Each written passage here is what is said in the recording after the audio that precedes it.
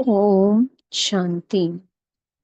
आज 28 अक्टूबर 2024 का मुरली चिंतन है। मीठे बाप दादाजी ने कहा, मीठे बच्चों, सतगुरु की पहली पहली श्रीमत है, देही अभिमानी बनो, देह अभिमान छोड़ दो।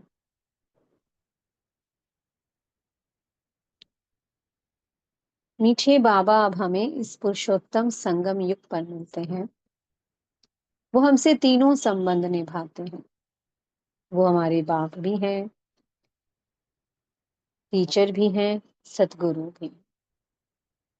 जब एक बच्चा पैदा होता है तो वो पहले बाप की पालना में पड़ता है, उसका बाप से ही कनेक्शन रहता है। और फिर जैसे वो बच्चा थोड़ा बड़ा होता है, 5 वर्ष की आयु होती है, तो उसका कनेक्शन किससे जाता है? टीचर से। उसको टीचर की बातें बड़ा बुद्धि में रहती है। फिर जैसे और बड़ा होता है, जब अपनी आयु कर लेता है, जब वानप्रस्थ अवस्था होती है, तो फिर वो गुरु करता है कि अब वानप्रस्थ अवस्था हो गई है, अब हमें गुरु कर लेना चाहिए ताकि मुक्ति मिल जाए। तो हम अपने लौकिक जीवन में ऐसे तीन आत्माओं के साथ जुड़ते हैं। यहाँ पर हमें एक में ही तीनों मिले हैं।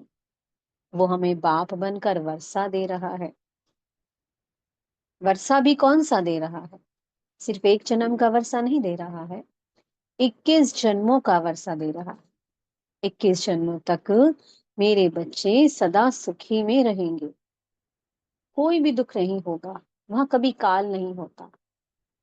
इस समय हम देखते हैं ना, सबको मृत्यु का बड़ा डर रहता है, क्योंकि किसी को कभी भी हो जाती है। बच्चा गर्भ में ही मर जाता है, जन्मते ही मर जाता है, कोई बीमारी लगी रहती है, तो इसलिए सबके मन में डर रहता है। लेकिन बाबा ने कहा, बाबा वैसा वर्षा देते हैं जहाँ पे कभी अकाले मृत्यु नहीं होती।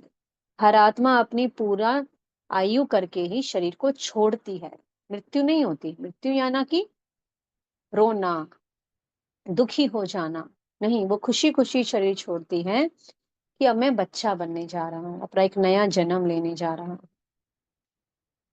और टीचर बन के वो हमें ऐसी पढ़ाई पढ़ाते हैं कि हमें 21 जन्मों के लिए मिल्कियत मिल जाती है। सदा हम धन संपदा से भरपूर रहते हैं, हीरे ज्वार चारों ओर बिखरे पड़े हैं, इस विश्व के राजा बन जाते हैं। बाबा हमें राजयोग से राजाओं का राजा बनाते हैं और फिर सतगुरु बनकर हमें सदगति देते हैं। सबको देते हैं का गति, सदगति। अब ऐसा नहीं कि किसी एक ने गुरु किया तो भी सिर्फ उसी बच्चे को गति दे रहा है, लेकिन वास्तव में तो गति देता कोई नहीं है, क्योंकि किसी को कुछ पता ही नहीं है वास्तव में गति होती क्या है। वो मोक्ष को मुक्ति समझ लेते हैं, लेकिन वास्तव में मोक्ष तो किसी को मिलता नहीं। तो सतगुरु जी जो आते हैं, वो इस समय पूरे विश्व को गति सदगति में ले जाते हैं। एक एक आत्मा चली जाएगी, किसी को नहीं छोड़ के जाएंगे, क्योंकि वो तीनों पार्ट निभा रहे हैं। बाप कभी अपने एक बच्चे को छोड़ सकता है क्या? नहीं छोड़ सकता ना। तो वो बाप बनकर, टीचर बनकर, सतगुरु बनकर सबको अपने अब संग ले जाएंगे। पढ़ाई वो पढ़ेगा जिसके जो पुरुषार्थ करेगा, जिसकी तकदीर में होगा, बाप को जो पहचान लेगा। क्योंकि वर्षा लेने के लिए बाप का बनना पड़े ना। बाबा क्या कहते हैं? 7 रोज का कोर्स करो, मेहनत करनी पड़े, अपने को आत्मा समझने की मेहनत करनी है। इसलिए बाबा ने क्या कहा? देही अभिमानी बनो। 63 जन्मों से हम अपने आप को देह समझ रहे थे। देह अभिमान बार बार आ जाता था, कभी क्रोध, कभी लोभ, कभी मोह, कुछ ना कुछ हम विकारों में फंसे पड़े थे। तो अब वो सतगुरु आता है और वो हमसे कहता है कि बच्चे, अब अपने को आत्मा समझो और आत्मा समझ मुझ एक को याद करो। तो जितना जितना आत्मा समझकर हम उसको एक को याद करते जाते हैं, तो हमारे ऊपर जो 63 जन्मों की जो ये देहभान की परतें चढ़ी है ना, ये परतें याद से, उस योग अग्नि से स्वतः ही भस्म होती जाती है। सिर्फ क्या अभ्यास करना है? अपने को आत्मा समझना है। फिर ज्ञान की धारणाएं भी हो जाती हैं। हम और जो सारी धारणाएं हैं, जो धारणा का सब्जेक्ट है, हम उन धारणाओं को भी बहुत अच्छा आसानी से कर पाते हैं, क्योंकि आत्मा पवित्र बन रही है, बोझा हल्का हो रहा है। तो जितना आत्मा हल्की होती जाती है, वो उतना ऊंची उड़ान उड़ती है। कभी आपने किसी भारी पतंग को उड़ते हुए देखा है? नहीं ना। हमेशा जब पतंग हल्की होती है, वही ऊंची उड़ान भरती है। तो हम आत्माएं भी जब बाबा की याद से हल्की होती जाएंगी, पवित्र बनती जाएंगी, तो हमारी उड़ान बहुत ऊंची होती चली जाएगी। इसके लिए बाबा कहते हैं, अपने को आत्मा समझो। क्योंकि जब हम अपने को आत्मा समझने की मेहनत करते हैं ना, तो परमात्मा की ओर कशिश होती है। जितनी जितनी कशिश बढ़ती जाती है, आत्मा पवित्र बनती जाती है, विकार भस्म होते चले जाते हैं, संस्कारों का परिवर्तन ऑटोमेटिकली होने लग जाता है।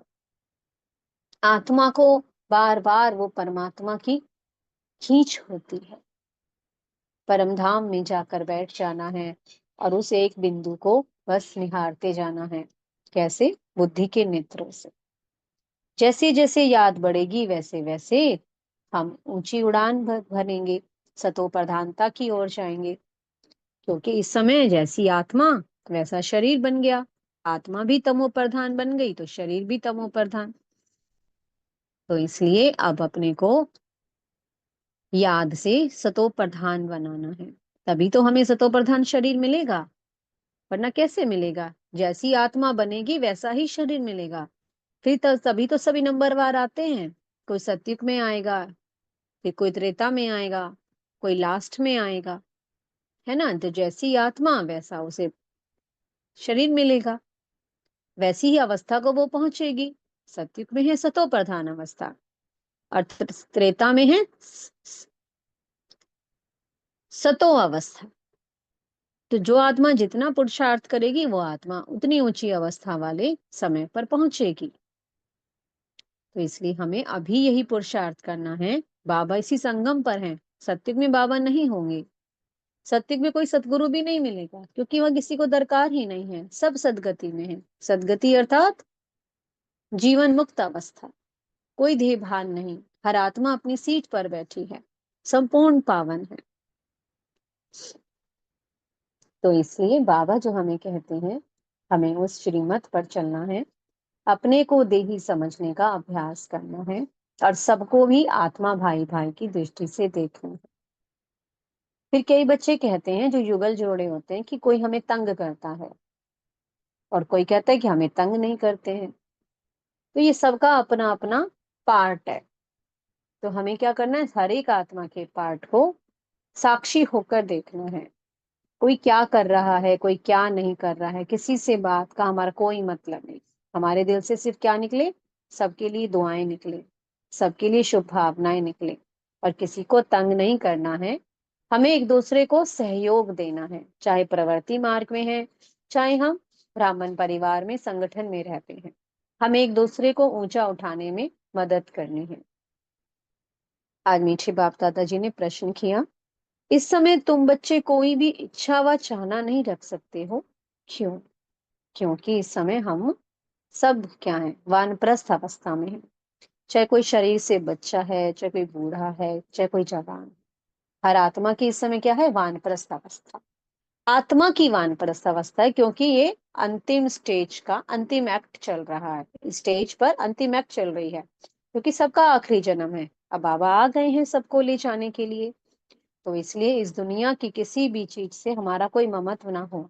इसलिए बाबा क्या कहते हैं, अगर कोई महंगी चीज पहनी, कोई घर में बहुत महंगी वस्तु ले आए, तो वो चीज खींचेगी, तो याद ठहर नहीं पाएगी, वो वस्तु ही बार बार याद आती जाएगी, और याद में विघ्न पड़ते जाएंगे। तो इसलिए बाबा ने कह दिया, बहुत साधारण, ना तो बहुत नीचा, ना बहुत ऊंचा, साधारण बनकर रहना है। इस पुरानी दुनिया को भूलते जाना है। यही मेहनत करनी है। कौन सी? आत्म अभिमानी बनने की। तभी तो विश्व की बादशाही मिलेगी। कोई भी चीज हमें दिखाई दे रही है, कोई अट्रैक्टिव है, कोई संबंध हमें खींचता है, तो नहीं, बुद्धि को बार बार याद दिलाओ कि अब हमें वाणी से परे जाना है। अपने हमें सब संबंध निभाने हैं, लेकिन बुद्धि का योग रहे बाबा के साथ। ट्रस्टी होकर हर संबंध निभाना है। प्रवृत्ति मार्ग में घर बार संभालना है, सारे धंधे करने हैं, बिजनेस भी करना है, लेकिन याद किसकी रहे? बाबा की रहे। ये सब कुछ किसका है? बाबा का है। हमने सब कुछ बाबा को अर्पण कर दिया है। तब जब आत्मा अपना सर्व समर्पण कर देती है, तो फिर वो बाबा की याद में टिक सकती है, और फिर याद ही हमें उस परमात्मा के बेहद करीब ले आती है। मीठे सतगुरु जी ने वरदान दिया है, स्वयं में सर्व शक्तियों को इमर्ज रूप में अनुभव करने वाले सर्व सिद्धि स्वरूप भवा। बाबा ने कहा कि आज आप देखो चारों ओर, किसी के पास धन की शक्ति है, किसी के पास बहुत रुतबे की शक्ति है, कि कोई संबंध की शक्ति है, कि हमारा संबंध बड़े ऊंचे ऊंचा है, बहुत ऊंचे वीआईपी से हमारा संबंध है। उससे अपने कार्यों को बहुत आसानी से कर लेते हैं, उन्हें मदद मिल जाती है। किसी के पास बहुत बुद्धि की शक्ति है, कि हम बहुत इंटेलिजेंट हैं, हम सुप्रीम, अपने आप को सुप्रीम समझने लगते हैं। बाबा ने कहा नहीं, आपके पास तो, उनके पास तो कोई एक एक शक्ति है, आपके पास तो सभी शक्तियां हैं। अविनाशी धन की शक्ति, ज्ञान की शक्ति सदा आपके साथ है। बुद्धि में ज्ञान की पॉइंट्स रोज तैरती रहती हैं। आज बाबा ने क्या समझाया, और रोज मुरली में बाबा में वही समझाते हैं जो पूरे दिन में हमारे को मदद करता है। वही समझानी मुरली में आएगी जो हमारे लिए पूरे दिन में हमें मदद करेगी, ताकि हम परिस्थितियों को आसानी से पार कर सके। बाबा पहले ही सावधान कर देते हैं।